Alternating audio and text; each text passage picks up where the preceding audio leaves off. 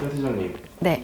그 제가 병원에 가기 전에 리뷰를 보면은 네. 거기에 한 번씩 고객분들이 부정 리뷰라고 해야 될까요? 아니, 자기의 어떤 감정을 담은 막 리뷰를 많이 쓰셨어요. 많죠. 대부분 쓰신 게 이제 데스크 직원들이 불친절하다 이런 내용들이 좀 많아요. 실제로 거의 그런 경우가 대부분이지 않을까요? 거의 대부분이 그 불친절에 대한 리뷰일 것 같은데 실제로 최근에 이런 게 있어요. 원래 리뷰가 좀 이렇게 뭐 그렇게 막 많지 않다가 광고를 시작하면 환자가 늘어나잖아요. 환자가 늘어나면 당연히 리뷰도 많아지면서 거기에 또 안 좋은 리뷰도 이제 막 섞여 있는 거예요. 근데 이게 가만 보면 그렇게 또 막 불친절했던 상황도 아니고 이제 그런데 병원 입장에서 억울한 경우가 가끔 있죠. 기본적으로 원장님들이 최근에 이런 고민을 많이 해주신 분들이 있었어요. 그냥 직원들 중에 환자분들한테 좀 불친절한 직원들이 있는데 어떻게 하냐. 원장님들이 진짜 이런 걸로 좀 많이 고민이 되시나 봐요. 요거에 대해서 오늘 좀 그럼 얘기를 해드려 볼게요. 직원이 환자분들한테 왜 불친절할까를 생각해보면 약간 그 타고나기를 불친절한 분들이 계시잖아요. 이런 분들은 사실 병원에서 같이 일을 할 수가 없을 것 같아요. 채용이 제일 중요하고 채용할 때부터 좀 환자분들한테 이런 친절할 수 있는 그런 직원분들을 뽑는 게 제일 중요할 것 같은데 근데 사실 원장님들이 다 그런 거 생각해서 뽑으셨을 거잖아요. 진짜 면접 볼 때는 사람이 또 너무 좋고 실제로 같이 일을 하니까 또 너무 친절하고 좋은데 어느 순간부터 자꾸 불친절해진다. 이런 경우에 이제 고민이 되실 건데 그 이유를 가만히 이렇게 생각해 보면 그 직원한테서 문제를 찾으면 안 되는 것 같아요. 나의 문제가 아닐까라는 생각을 한번 해보셔야 되지 않을까. 직원들이 환자분들한테 친절하려면 여러 가지 마음들이 필요하잖아요. 첫 번째로는 진짜 이 환자가 우리 병원에 와서 치료받고 잘 나았으면 하는 그런 마음, 또 필요한 거는 우리 병원이 진짜 잘 됐으면 하는 마음, 이런 마음들을 갖추게 하는 사람이 바로 저는 원장님이라고 생각하거든요. 그러니까 예를 들면 우리 원장님 실력이 너무 좋은 거예요. 그래서 눈앞에서 정말 안 좋았던 환자가 우리 원장님 덕분에 좋아진 상황을 봤을 때 보통 저희는 이거를 약간 직원들 어깨뽕 채워준다고 얘기를 하거든요. 직원들이 이 일을 하면서 정말 좋아지는 환자분들을 봤을 때 그 뿌듯함, 그 다음에 이 환자분들이 낫기까지 내가 어느 정도 좀 같이 공헌을 했다 하는 그런 공헌감, 이런 것들이 이제 계속 차곡차곡 쌓여야 그 직원분들 입장에서 환자가 정말 잘 됐으면 하는 그 마음 하나로 하다 보면 어쩔 수 없이 친절하게 되잖아요. 직원들의 이 어깨뽕을 채워주는 게 좀 필요할 것 같은데, 그러려면 이제 첫 번째로 당연히 원장님이 가장 기본적인 치료에 대한 전문성이 좀 갖춰져야 될 거고, 그리고 이제 두 번째는 이분들이 어쨌든 원장님의 실력을 조금 더 이제 부스터하기 위해서 환자분들을 좀 다양하게 사이드에서 도움을 주고 계시잖아요. 그렇게 했을 때 이 직원분들을 인정해 주는 거, 그게 정말 필요할 것 같거든요. 제가 가끔 그 간호사분들이 모여있는 카페에 볼 때가 있어요. 그럼 거기에 이런 얘기가 진짜 많아요. 특히 경기가 안 좋을 때,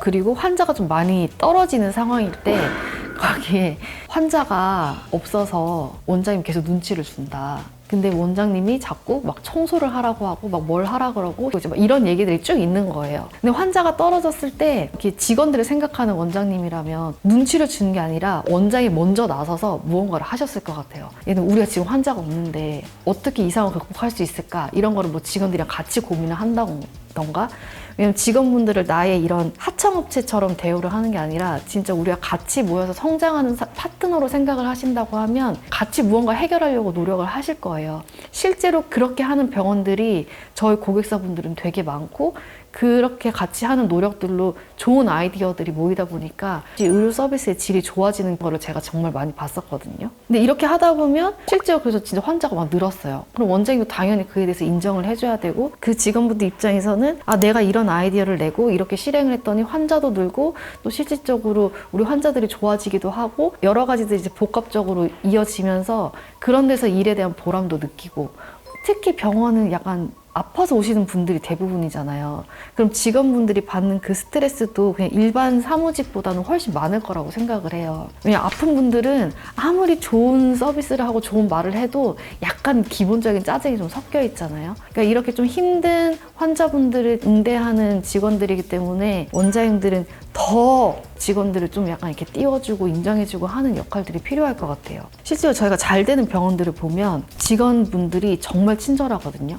왜냐면 제가 미팅을 많이 가잖아요. 제가 처음에 딱 들어갔을 때는 제가 환자인지 마케팅 회사에서 온지 모르잖아요. 그런 상황에서 대하는 태도를 보면 평소에 환자분들한테 어떻게 하겠다 하는 것들이 대충 보이거든요. 근데 정말 친절한 병원들이 있어요. 그런 병원은 확실히 나중에 광고했을 때 정말 잘 되거든요. 근데 제가 만약에 갔을 때 제가 환자인지 뭐 마케터인지 누군지 모르는 상태에서 처음부터 불친절한 곳들이 있어요. 그런 데는 마케팅을 해도 자꾸 그런 안 좋은 리뷰들이 계속 달리는 거예요. 근데 이런 것들을 여기는 왜 이렇게 직원들이 친절하지 하고 보면 원장님들이 너무 직원분들한테 잘해주세요. 그리고 항상 마케터들한테도 우리 직원들의 칭찬을 해주시고 우리 직원들 덕분에 뭐 이런 게 됐다 하면서 직원분들이 계속 이렇게 띄워주시는 곳들이 확실히 직원분들이 조금 더 이렇게 의지가 있고 우리 병원이 잘 됐으면 하는 마음이 있고 또 실질적으로 어떤 자료 요청했을 때 직원분들이 더 나서서 이렇게 챙겨주시기도 하고 결국에는 병원 마케팅에도 조금 더 성공적인 결과를 기대할 수 있거든요. 그래서 우리 직원이 왜 환자분들한테 불친절한지, 그 다음에 이 불친절한 직원들을 어떻게 해야 될지를 고민하고 계신다면 그 원인을 우선 원장님께서 먼저 찾아보시고 내가 혹시 직원들한테 좀 인정을 안 해준 건 없었나, 너무 그냥 막무가내로 화를 내진 않았었나, 만약 그런 것들이 좀 부족했다 하시면 그런 것들을 먼저 채워나가면서 우리 직원들과 좀 같이 소통하는 시간도 많이 가져보시고. 근데 이런 고민하신 원장님들은 이 책을 꼭 읽으셔야 돼요. 무슨 책이? 저희가 진짜 원장님들한테 이 책은 뭐 100번 읽어라 할 정도로 정말 강추하는 책입니다. 디즈니 병원의 서비스 리더십. 이거는 아마 저희 영상에서도 몇 번 소개가 됐었고 저희 그 회사 블로그에도 많이 소개가 됐었던 책인데 이거는 원장님 혼자 읽으실 게 아니고요. 직원분이랑 꼭 같이 읽으셔야 돼요. 실제로 저희 고객사 분들 중에 이걸로 약간 병원 내 독서 모임 하시는 원장님들 많으시거든요.